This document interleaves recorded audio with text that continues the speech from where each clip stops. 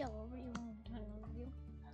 In today's video, I'm gonna be talking about the twinkle slime. It only the twinkle slime.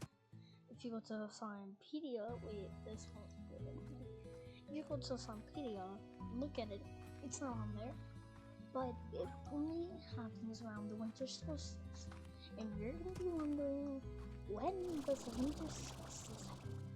Because I've been wondering that for a long time. And it starts from the 21st to like the 25th. And that's the only time you can get the twinkle slime. That's the only time you can get the twinkle slime. And you can get a lot of things from it. You can get these like little things that make noises, and when you get close to it, it starts rising higher. The notes get higher, it starts singing higher, and then once it